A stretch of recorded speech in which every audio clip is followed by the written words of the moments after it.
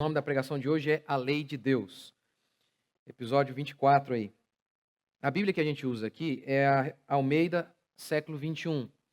Eu recomendo para você esta Bíblia. Tem, se você não quiser comprar livro físico aí, você pode baixar. Acho que tem tanto para smartphone quanto para sistema operacional da Apple. Então, é isso aí. Êxodo capítulo 19. Vamos ler. No fim do terceiro mês, depois que os israelitas haviam saído da terra do Egito, naquele mesmo dia chegaram ao deserto do Sinai. Tendo partido de Refidim, entraram no deserto do Sinai, onde acamparam. E Israel ficou acampado ali, em frente do monte.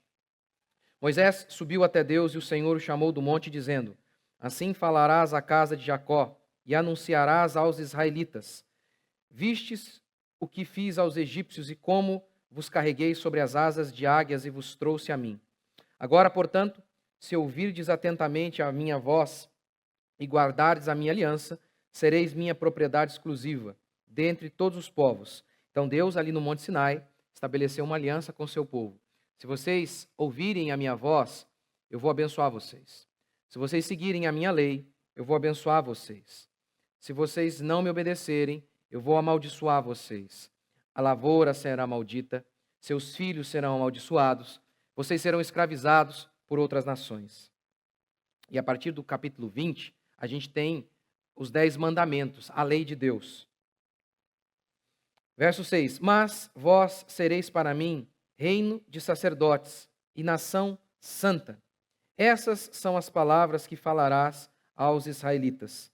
Moisés voltou e, tendo convocado os anciãos do povo, expôs diante deles todas as palavras que o Senhor lhe havia ordenado. E todo o povo respondeu de comum acordo: Faremos tudo o que o Senhor falou. Não fizeram. E Moisés relatou ao Senhor as palavras do povo. Então o Senhor disse a Moisés: Virei a ti numa nuvem espessa, para que o povo ouça quando eu falar contigo, e sempre creia em ti. Para mostrar que realmente a palavra era de Deus, não de Moisés. E lembra da minha pregação passada? Jesus ratificou, confirmou que Moisés era homem de Deus, que Moisés falou da parte de Deus. Lembra? Eu falei disso semana passada. Portanto, a gente está aqui diante da lei de Deus, a própria boca, é Deus falando aqui conosco. Verso 10. E o Senhor também disse a Moisés: Vai ao povo e santifica-o hoje e amanhã. Eles deverão lavar suas roupas e estar prontos para o terceiro dia, pois no terceiro dia o Senhor descerá diante dos olhos de todo o povo sobre o monte Sinai. Tu também marcarás limites para o povo em redor do monte, dizendo: Cuidado para não subir o monte, nem tocá-lo. Todo aquele que tocar o monte será morto. Ninguém encostará a mão naquele que fizer isso. Ele será apedrejado ou flechado. Seja animal, seja homem, não viverá. Nem um cachorro podia tocar no monte em que Deus estava se manifestando. Nenhum cachorro. Deus é tão santo, nenhum cachorro poderia tocar. Verso 14. Então Moisés desceu do monte, santificou o povo, e eles lavaram suas roupas. E ele disse ao povo: Estai prontos para o terceiro dia, e não vos chegueis à mulher. No terceiro dia, ao amanhecer, houve trovões, relâmpagos e uma nuvem espessa sobre o monte. E ouviu-se um soar de trombeta muito forte, a ponto de fazer estremecer todo o povo que estava no acampamento. Então Moisés levou o povo para fora do acampamento ao encontro de Deus, e eles ficaram na base do monte.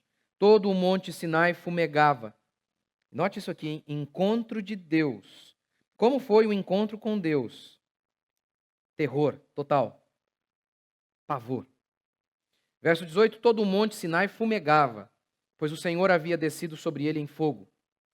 A fumaça subia como fumaça de uma fornalha, e todo o monte tremia muito. Enquanto o som da trombeta aumentava cada vez mais, Moisés falava e Deus lhe respondia por meio de um trovão. O que você sente quando você ouve um trovão muito forte? Medo. Pavor. É isso que Deus está fazendo aqui, deixando o povo apavorado. Verso 21.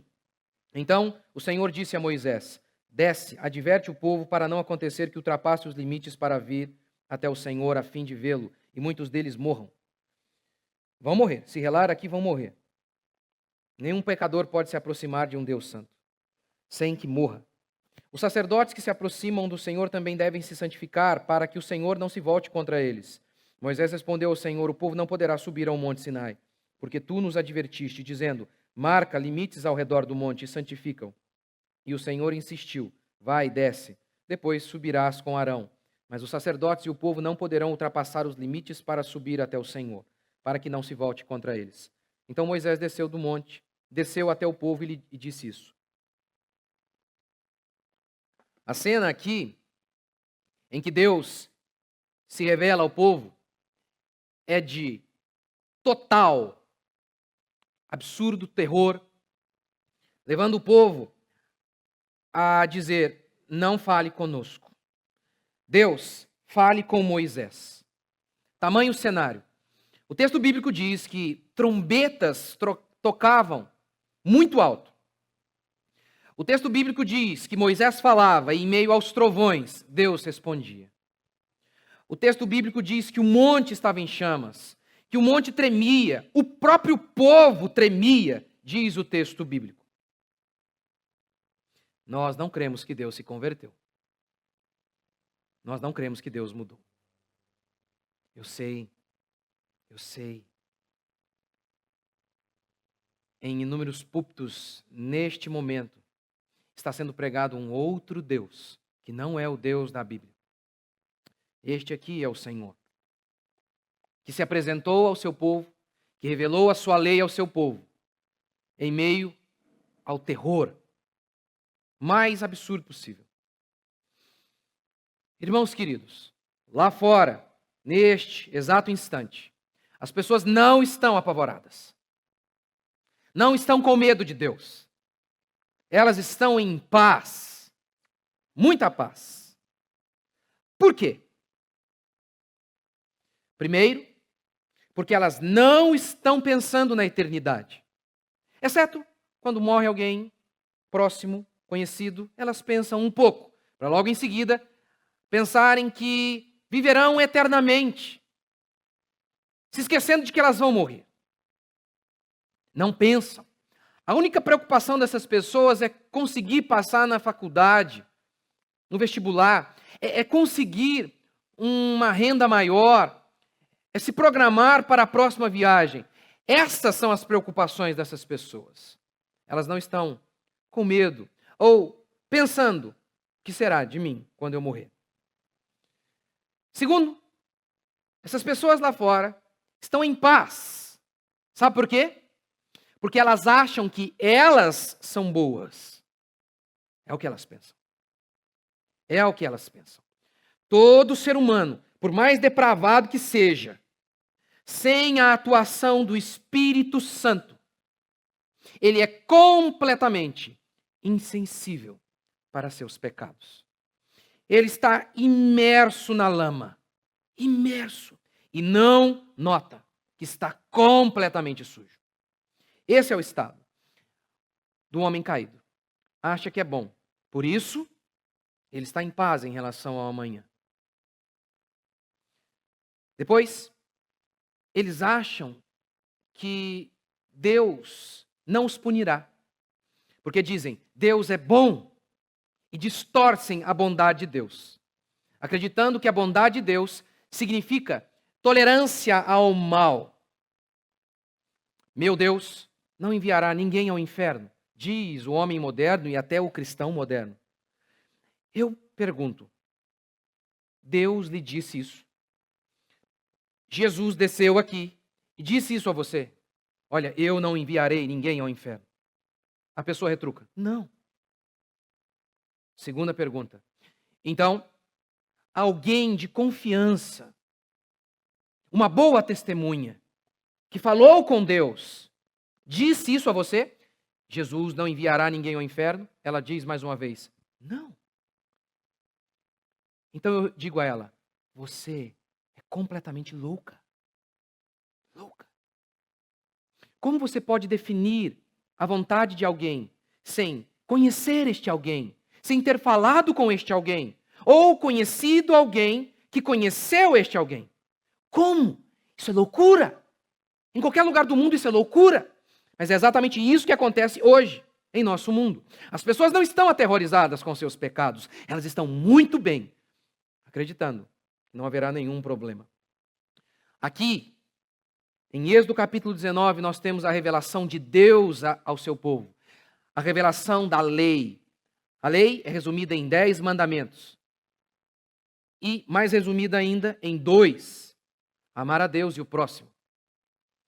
Aqui está a única chance de salvação para o homem. Exposição fiel da lei, que leva à fé, que é evidenciada por submissão à lei de Deus. Esse é o ciclo. A lei é exposta. Ao ser exposta, os nossos pecados são expostos. Vemos a nossa condição. E isso então nos leva a crer em Cristo. E Cristo então nos leva a obedecer à lei. Esse é o ciclo. A lei nos leva a Cristo, Cristo nos leva à lei, como disse Martim Lutero. Hebreus descreve esta cena assustadora. Ao monte palpável e em chamas, a escuridão, as trevas, a tempestade, ao ruído da trombeta, ao som das palavras que os que as ouviram suplicaram que não se lhes falasse mais. A cena é assustadora. O que isso aqui, como a lei foi dada, tem a ver conosco hoje? Primeiro, a lei expõe a justiça de Deus. A lei foi dada em meio a relâmpagos e trovões. Por quê? Calvino, comentando esta passagem, explica. Deus queria inspirar o povo no terror. Para Deus, o pecado não é um feijão no dente. Para Deus, o pecado não é um desconforto, um leve desagrado, como você tem, por exemplo, em relação a uma verdura, legumes. Eu não gosto. Não é isso. Deus odeia com todo o seu ser o que é mal. Note o que declara Salmo.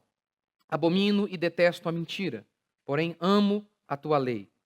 Eu disse que escrevi hoje que Deus odeia a Globo e o PSOL, e as pessoas ficaram. E eu citei esse texto, acho que esse é o outro aqui, mas que diz isso, abomino. Onde está na Bíblia que Deus odeia? Oh, Jesus, é difícil, hein? Eles não sabem que é sinônimo. É difícil. É difícil. Abomino.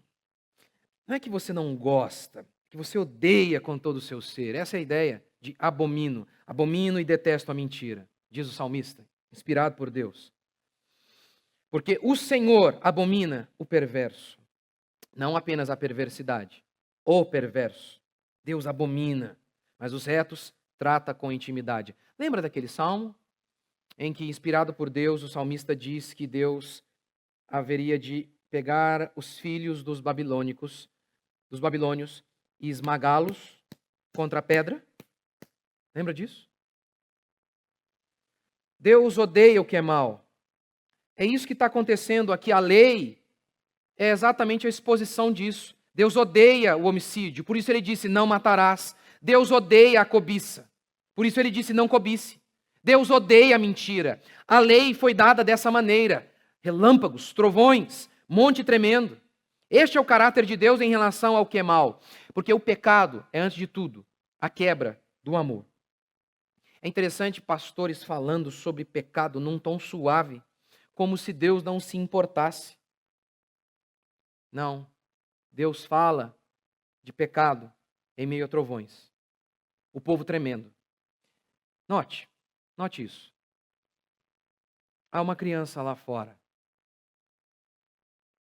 E ela está sendo abusada. Você passa na hora. O que você sente? O que você diz ao abusador? Moço, faz isso não. Você é um canalha se você faz isso. O que se espera de um homem decente ao ver isso? Eu vou lhe dizer. Se eu chego em minha casa e um homem desse está em cima de minhas filhas, eu oraria para que o Espírito Santo, o mesmo Espírito Santo que veio sobre Sansão, viesse sobre mim. e eu tivesse aquela força de Sansão para desfazer homens como ele desfazia papel. Era assim que eu oraria. Se você pensa diferente, é porque você está totalmente desacostumado a entender o que é um homem. Um homem decente, que odeia o que é mal. Odeia o que é mal. Você acha que Deus tem menos zelo por aquilo que é certo do que eu, do que um homem decente? Deus odeia com todo o seu ser o que é mal. O que justifica o perverso, ou seja, absolve o bandido, e que condena o justo, abomináveis são para o Senhor. O homem fez o mal, e por isso as almas estão indo para a condenação eterna. E aí, se você me diz assim, eu não creio que Deus possa permitir que pessoas sofram assim. Olhe para o seu lado. Deus está permitindo que pessoas sofram hoje. Crianças foram esfaqueadas essa semana passada. Como assim? Você vê o sofrimento todos os dias. Como assim Deus não permite sofrimento? Deus não vai fazer isso. Há pessoas que hoje mesmo vivem um verdadeiro inferno já. Como assim? Por fazerem o mal, as almas estão indo para o inferno. Qual o tom da música que deve ser cantada para essa realidade? Quando o Titanic estava afundando, a banda do navio tocou o quê? Puxou um pagode. Mais perto quero estar. Essa foi a canção. Sabendo que iriam morrer, esta foi a canção. Há um tom severo, grave, soturno na lei de Deus. Ela expõe um Deus indignado com aquilo que o homem se tornou, condenado por sua malignidade. Condenado. Condenado. Segundo, a lei expõe o pecador. O homem natural não sente culpa por seus pecados, ainda que esteja imerso na lama, como eu disse há pouco. Em Malaquias, eu tenho pregado para vocês aqui às quintas-feiras. No livro de Malaquias, o povo está mentindo, adulterando, roubando, fazendo isso ao meio-dia. Todo mundo vendo. Deus então diz: voltem para mim, vocês estão pecando. E o povo diz: sabe o quê? Quando que nos desviamos de ti? Quando? Insensível. A queda tornou o homem insensível aos seus pecados. Jesus resumiu isso. Você consegue ver um cisco no olho de seu irmão a quilômetros de distância, mas não consegue ver uma trave atravessada em você. A ideia é, algo minúsculo na vida de seu irmão você nota. Uma viga enorme atravessada na sua cara. Gente, a figura é essa mesmo. Essa mesmo, a ideia da trave é com uma viga atravessada aqui, ó. Gente, não é possível que você não enxergue isso. É um verdadeiro milagre o que o pecado fez. As coisas mais óbvias que nós pecamos, que nós cometemos todos os dias, nós por nós mesmos não enxergamos. Não enxergamos.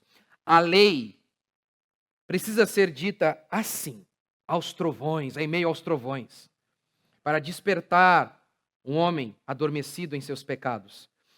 Calvino, comentando este texto, diz: Deus sacudiu a terra para despertar o povo do seu sono, o seu sono profundo. Esta é a função da lei. E a lei precisa ser pregada. Que lei? Por exemplo, não matarás. E aí o pastor desenvolver o assunto e mostrar que os homens têm sido homicidas. Por exemplo, se você chamar o seu irmão de tolo, você já é uma espécie de homicida. É o que diz a Bíblia. Não cobice. E todos os pecados relacionados à sensualidade. Eu vou fazer uma série sobre isso. Uma série. Na minha opinião, é um absurdo como as crentes se vestem hoje. Um absurdo total. Total. Absurdo. A lei, ela serve para isso. expor os nossos pecados. É o que Paulo declara em Romanos 3,19. Ora, sabemos que tudo que a lei diz aos que vivem na lei, o diz para que se cale toda a boca e todo mundo seja culpável. Porque Deus deu a lei? Para que o homem visse seus pecados. É mais ou menos assim. Deus está aqui e os homens também, há um tribunal. Então Deus diz: quem aqui pode dizer que é inocente? Depois de todas essas acusações que eu estou fazendo aqui. Não mate, não roube, não minta. Quem? Quem cumpriu isso aqui de maneira cabal, perfeita e completa? Quem cumpriu? Levante a mão. E todo mundo fica em silêncio. Em 2 Coríntios 3,6, Paulo diz que a lei mata. Como assim mata? Ela expõe os pecados dos homens, mostrando que eles devem morrer. Em Romanos 7,9, Paulo diz assim: outrora, sem a lei, eu vivia, mas sobrevindo o preceito aqui é sinônimo de lei, sobrevindo a lei, reviveu o pecado e eu morri. Antes da lei eu estava vivo, quando veio a lei eu morri. O que ele quer dizer com isso? O que ele quer dizer com isso? Eu explico. Os homens estão andando pelo mundo em paz com seus pecados. Eles não sabem que eles estão mortos. Eles não sabem que eles estão condenados. São como pessoas doentes que não fizeram um exame e não sabem que estão podres por dentro. A lei é esse exame que expõe a nossa realidade. Então Paulo está dizendo: eu achava que eu era bom, que eu estava salvo. Afinal de contas, eu não sou um bandido da favela do Jacarezinho. Então, comparado com aqueles bandidos, eu sou bom. Mas quem disse que este é o padrão? Então Paulo está dizendo isso. Eu achava que eu era bom. Vou te dar um exemplo. Tribos indígenas, algumas ainda enterram crianças vivas. Isso era normal antes da fé cristã chegar. Platão falava sobre abandonar crianças com alguma deficiência para o bem da polis, para o bem do todo. Os espartanos faziam o mesmo. Em Roma, esses preceitos gregos continuavam. Crianças eram abandonadas. O aborto, é muito mais antigo do que você imagina. Quando essas coisas vão mudando? Quando a fé cristã chega. A lei de Deus é exposta. E os pecados dos homens também. Mas, por conta de uma cultura podre, até o absurdo se torna normal e as pessoas não notam seus pecados. Por exemplo, na Argentina, recentemente, foi legalizado o aborto. As mulheres vibravam, porque elas estão completamente cegas. Elas vibravam por ter o direito de assassinar o seu filho, ser mais indefeso no próprio ventre. O que seria a lei? A lei é um dia. Os olhos dela, a mente dela se abrir. A lei ser exposta e ela notar o óbvio. Eu estou matando meu filho. É isso que eu estou fazendo. Seria mais ou menos assim, como disse Paul Washer numa ilustração sensacional. O que a lei faz? Imagine que há a lavagem aqui, bem aqui no centro. E você, louco, insano, saísse lá de trás, nu, e viesse aqui e comesse como um animal. Comesse como um animal, ao lado dos porcos. Mas por um milagre, um estalar de dedos, você voltasse à consciência. Primeiro, visse a sua nudez. Segundo, a sua boca suja, o seu comportamento ao lado dos porcos. O que você sentiria nesse exato instante? Vergonha. Vergonha por perceber a realidade. É isso que a lei faz. A lei expõe a nossa miséria. Expõe quão miseráveis nós somos. Vou lhe dar um exemplo.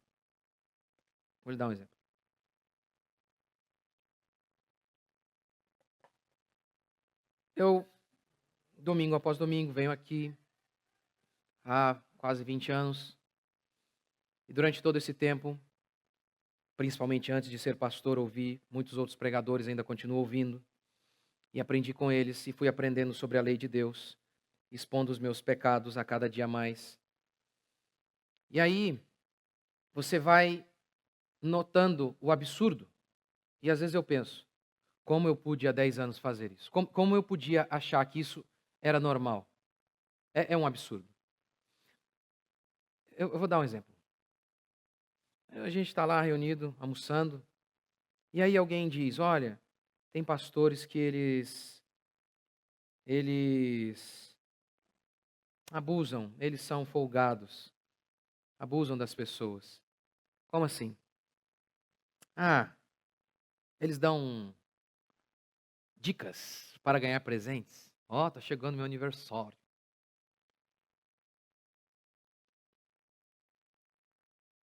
E aí eu disse, é verdade, muitos fazem isso. Muitos fazem. Como eu sei? Com quantos pastores eu falei? Quantos pastores eu vi fazendo isso? De onde saiu isso? Saiu de um coração desejoso em diminuir os outros para parecer que eu sou maior. Mas como a gente sabe isso? Lei. A lei é exposta. E ao ser exposta, ela expõe quem nós somos. Arrogantes, invejosos, malignos. Eu lembro a primeira vez que eu ouvi sobre inveja. Eu estou sentado e o pastor pregando. Que legal, inveja. Essa eu já sei para quem eu vou enviar essa pregação. E ele dizia, eu quero falar de você. Eu? Eu? É, você. A lei faz isso. Expõe quem nós somos. Vou tentar fazer isso. Vou tentar fazer isso ao expor a lei de Deus sobre vestimentas. Meu desejo é que você se sinta como aquele homem. Esse é o meu desejo, ao começar essa série. É um absurdo. É um absurdo como as pessoas se vestem hoje. Mas se o pastor prega de maneira fiel, expõe o texto bíblico, e as pessoas têm um coração aberto para serem convencidas, não pelo homem, mas pela palavra, é isso que a lei faz. Ela expõe quem nós somos. A lei expõe o pecador. Terceiro, a lei é um convite à fé. Eu disse há pouco, o que justifica o perverso e condena o justo é abominável. Um juiz que deixa um criminoso sair, sendo um réu confesso, um criminoso, com todas as provas expostas contra ele, um juiz que deixa esse homem sair sem ser punido, é abominável? Este juiz, diz Deus, é abominável para Deus. Mas nós dizemos que Deus faz isso conosco. Que nós somos criminosos e que Deus nos declarou justos. Se Deus odeia o mal e o criminoso precisa ser culpado, como Deus, o justo juiz, pode absolver o culpado, sem que Deus seja culpado? Essa é a mensagem do Evangelho. É o que declara Romanos 1,16. Eu não me envergonho do Evangelho porque ele é o poder de Deus, porque nele se descobre, se conhece a justiça de Deus. O que ele quer dizer com isso? A maneira que Deus pôde salvar, absolver o culpado, sem que Deus fosse um criminoso. E como foi isso? O salário do pecado é a morte, o homem deveria sofrer essa culpa. E Deus então se fez homem para sofrer a culpa do homem no lugar do homem. Justo, afinal de contas, o que a Bíblia declara é que a culpa de Adão foi transferida a toda a raça humana. Por isso, então, bebês morrem. Bebês não são inocentes. Eles são culpados. A culpa de Adão está sobre eles. Se não houvesse pecado neles, não haveria morte. O salário do pecado é a morte. Se não houvesse culpa sobre eles, nenhum morreria. Há culpa sobre eles. De quem? É de Adão. Aí alguém diz, eu não concordo com isso. Você, todo injusto, todo torto, discorda do padrão de justiça de Deus? Faz sentido isso para você? A sua noção de certo e errado vem de quem? Vem de Deus. Exemplo. Você diz, homossexualismo é errado. Por quê? Qual a base? Qual a base? Porque acho que é feio. Não! A base é, Deus disse. É só isso, não tem nenhuma outra base. Nenhuma outra. Porque se Deus não existe, não há parâmetro para você dizer que um homem se relacionar com outro homem é errado. Não há. Não há. É errado porque Deus disse que é errado. A sua noção de justiça vem dele. Então, como você diz, eu não posso aceitar isso? Que Deus estabeleceu que a culpa de Adão fosse transferida a todos os homens. Como não? Você existe no mundo dele. Já ouviu feministas dizendo, meu corpo, minhas regras? Elas estão erradas. Deus é o único que pode dizer isso. Meu mundo, minhas regras. E veja, A salvação pela fé é anunciada assim: aquele que crer em Cristo Jesus terá a justiça de Cristo atribuída a si. Lembra que na cruz, os soldados romanos, aqueles malignos e depravados, eles ficaram com as vestes de Jesus, enquanto Jesus Cristo morria nu? A Bíblia declara que as vestes representam justiça. As suas justiças são trapos de imundícia. Apocalipse declara que os cristãos estavam vestidos com um linho finíssimo, que representam os atos de justiça. Aqueles soldados romanos malignos e depravados representam você e eu, o cristão. Nós somos culpados, mas nós recebemos a justiça de Cristo. Justo isso, afinal de contas, se a culpa de Adão foi atribuída a nós, é justo que a justiça de Jesus seja atribuída àquele que crê. Assim, a lei, ela não está em contradição, ela não rema contra a graça. O que é graça? Graça é que o homem seja salvo sem merecer. Isso é graça. Sem ter cumprido a lei. Isso é graça. Mas a graça, ela não é inimiga da lei. A lei não trabalha contra a graça, de maneira alguma. Olha o que Paulo declara. E isto digo, uma aliança já anteriormente confirmada por Deus, essa aliança que ele se refere à aliança que Deus fez com Abraão. Deus falou para Abraão: Abraão, de você vai sair aquele que há de salvar o mundo. De você há de sair o Messias. Todo aquele que crer no Messias será salvo. Assim como você, Abraão, creu e foi salvo, aqueles que crerem no Messias serão salvos. E isto digo, uma aliança anteriormente confirmada por Deus com Abraão, a lei que veio 430 anos depois, não a pode abrogar, de forma que venha a desfazer a promessa. Ou seja, aqui Moisés diz assim: se vocês obedecerem à lei, vocês serão salvos. Mas nenhum deles obedeceu. Todos nós quebramos a lei. Mas a lei, diz Paulo, não veio para estabelecer um novo padrão. Ela veio para confirmar a aliança que Deus havia feito com Abraão. Como assim? Deus com Abraão diz: o Messias vai salvar o mundo. Moisés diz: se vocês obedecerem, vocês serão salvos. Não há contradição? Não, não há. A lei veio para expor os homens em relação aos seus pecados, para que eles tivessem consciência de que eles precisariam de um Messias, de que eles por si mesmos não poderiam ser salvos. A lei não é contra a graça. A lei, a própria lei providenciava graça. Todos os dias havia pelo menos 2 bezerros morrendo no culto. O homem, o ofertante, deveria colocar a mão sobre o bezerro, a ovelha, como que essa ovelha estivesse o substituindo, o inocente morrendo pelo culpado. Então, cada vez que um judeu ia para um culto, ele sabia: eu devia morrer. Eu sou mau. Eu sou depravado.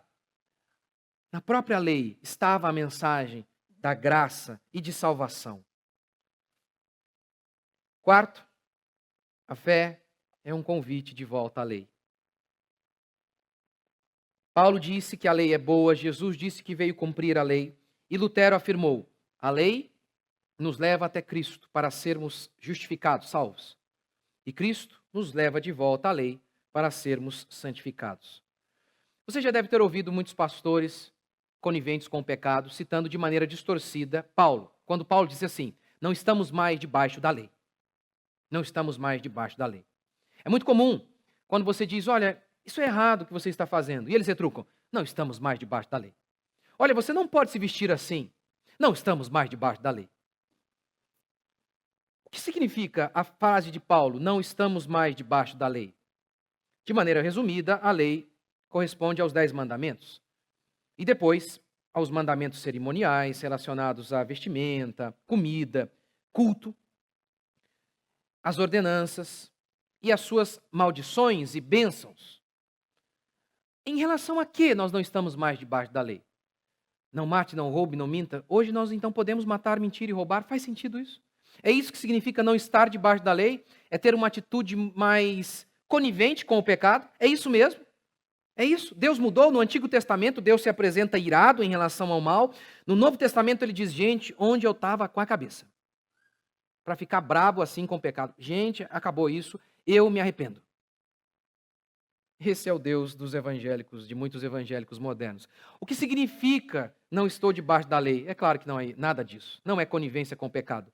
Em primeiro, significa dizer que nós não estamos mais debaixo da condenação da lei. Não estamos debaixo do fardo de sermos salvos por aquilo que fazemos. Segundo, não estamos mais debaixo da obrigação dos mandamentos cerimoniais, como Paulo diz em Efésios 2,15. Por exemplo, não há mais um bezerro morrendo. Por quê? Ora, porque Jesus é o cordeiro que morreu por nós. Então não há sentido algum em sacrificar um cordeiro. Mas, Deus mudou agora no Novo Testamento. No Antigo Testamento, Deus era bravo, na época da lei, Deus era bravo, no Novo Testamento ele se converte. No Antigo Testamento, Deus punia pecado, hoje não pune mais. É isso. Ou, no Antigo Testamento, Deus não era gracioso, ele se tornou no Novo. Isso é ridículo, isso é heresia. Deus não muda, ele continua o mesmo. Implacável com o pecado e ao mesmo tempo gracioso com o pecador arrependido, sempre foi assim. Nunca Deus mudou. Ora, note como esse pacto que Deus fez aqui com o povo de Israel, se vocês me obedecerem, a bênção estará sobre vocês, se vocês desobedecerem, a maldição. Note como isso se cumpriu sempre na vida de Israel. Por exemplo, Isaías 24. Na verdade, a terra está contaminada. E a palavra contaminada aqui, de acordo com o contexto, é amaldiçoada. Pobreza, miséria. Esse é o contexto. Na verdade, a terra está amaldiçoada por causa dos seus moradores. Porquanto transgridem as leis, violam os estatutos e quebram a aliança. Deus havia profetizado, Deus havia dito na lei: se vocês me desobedecerem, seus campos não produzirão, vocês serão escravos de outras nações. Leia a Bíblia, leia o Antigo Testamento. É exatamente isso que aconteceu cada vez que Israel abandonou a lei de Deus. O povo se tornou escravo, foi para a Babilônia, o povo viu a miséria. Agora, pastor, isso é Antigo Testamento, isso não acontece mais. Por exemplo, Jesus disse: vós, igreja, sois a luz do mundo. Vocês são o sal da terra. E naquela época o sal não existia apenas para tempero, era para impedir a corrupção. Você colocava, não havia geladeira, colocava lá na comida. Vocês são o sal do mundo, vocês impedem que esse mundo se torne ainda pior. Vocês, quando vocês são santos.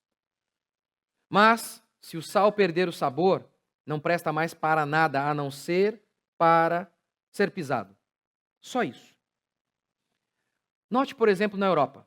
Na Europa, a igreja se tornou mundana, ela perdeu o sabor. Permitiu casamento gay, o feminismo entrou na igreja. A igreja se tornou exatamente igual ao mundo. Ao invés de proteger, salgar o mundo, a igreja se identificou com o mundo. Ao invés de impedir que o mundo se apodreça mais, a igreja também apodreceu. E o que aconteceu? Acabou! Não existe mais igreja na Europa. Você pode contar nos dedos quantas igrejas existem lá. São pouquíssimas. Pouquíssimas. Lembra de Apocalipse, das 7 igrejas de Apocalipse? Olha, se vocês não se arrependerem, eu vou arrancar o candelabro de vocês. Um símbolo para dizer, vocês deixarão de existir. Não existem mais essas igrejas na Ásia. 2000 anos se passaram, não existem mais. A lei continua valendo.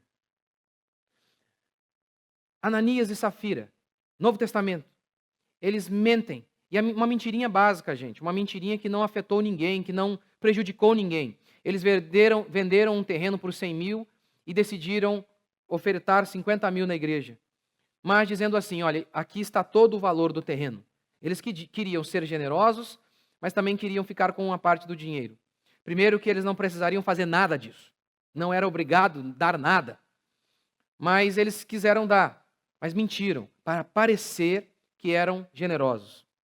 Qual pastor rejeitaria um negócio desse, gente? Imagina, o pastor está vendo ali, o cara vendeu uma propriedade, 1 milhão, está dando 500 mil na igreja. O pastor diz, não, aqui eu não aceito não.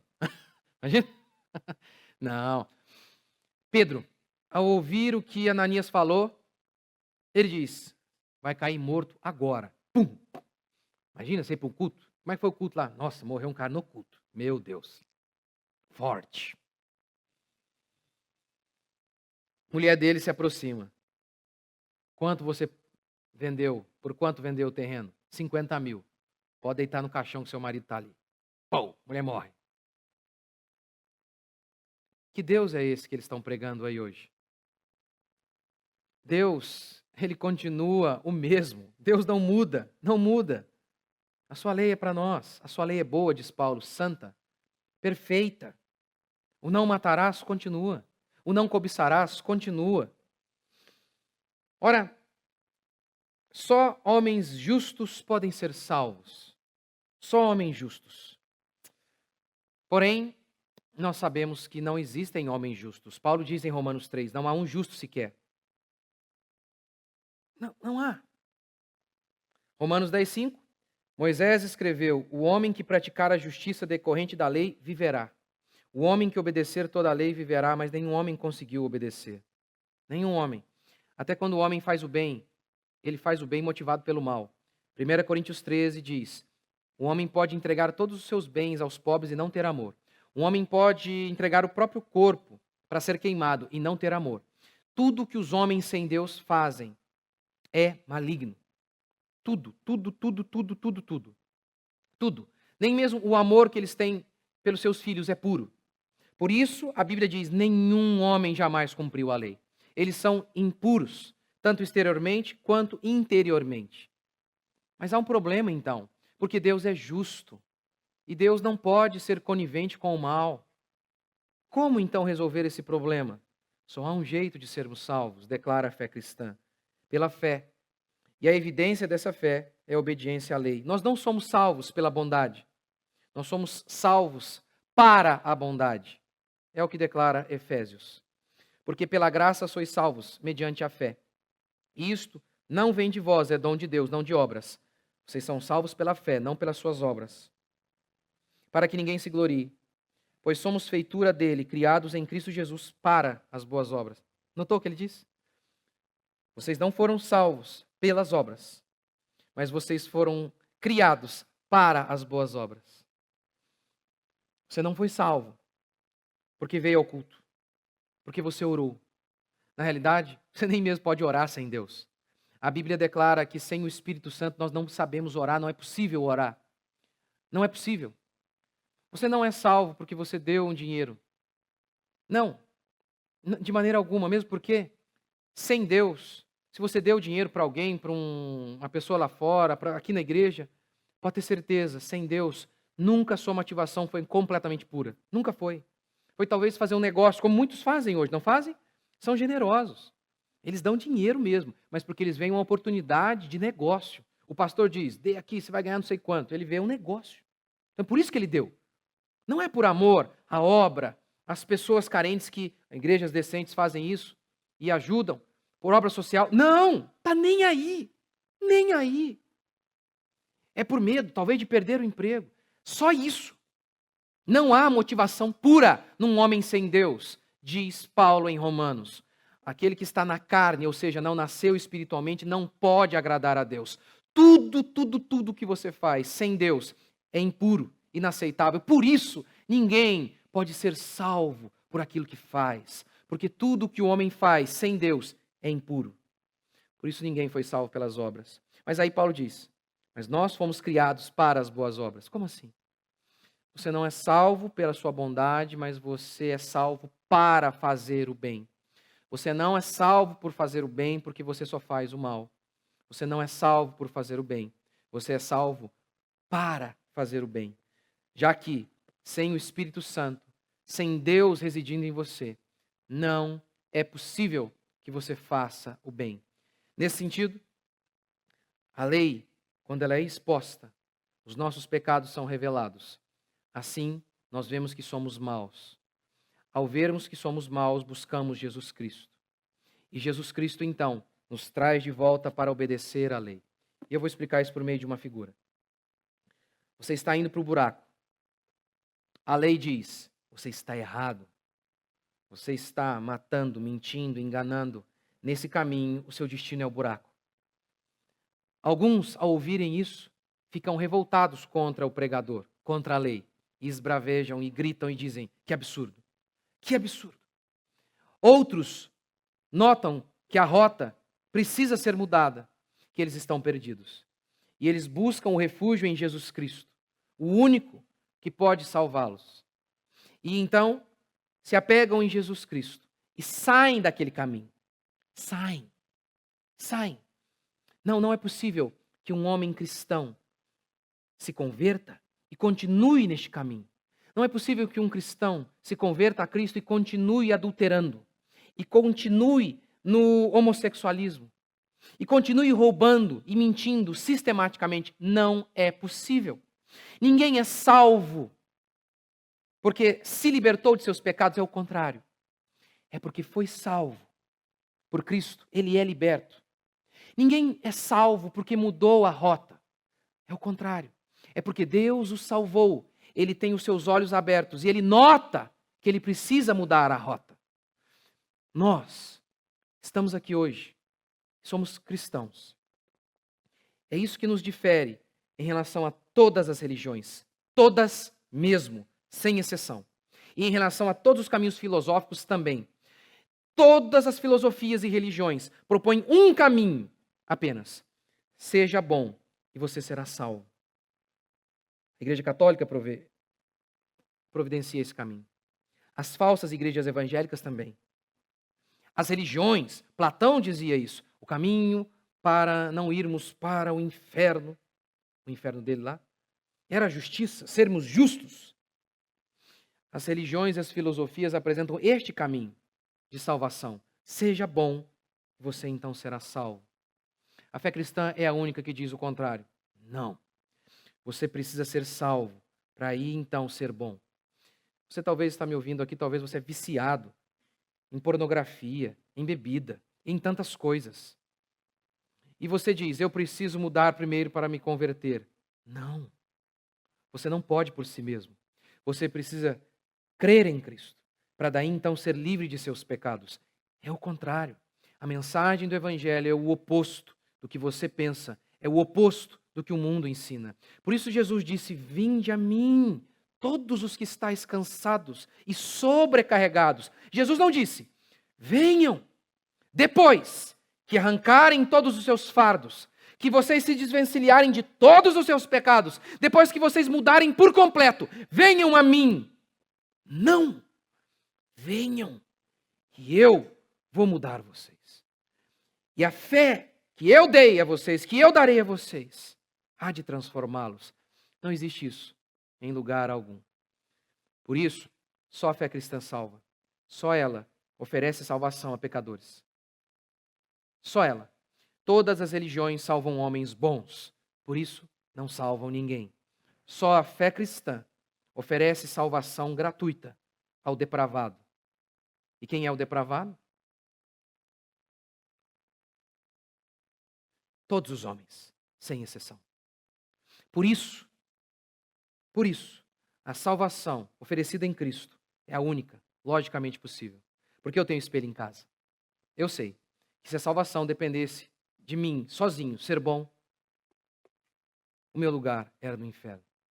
Se você crê que você é mau, há chance para você. Se você está aqui e você já é um cristão, você está salvo pela graça, tendo a convicção plena de que foi salvo pelos méritos de Cristo. Você então deve viver para Ele, porque você foi criado para as boas obras. Você não foi salvo pela sua bondade, mas você foi salvo para a bondade. Vamos ficar de pé?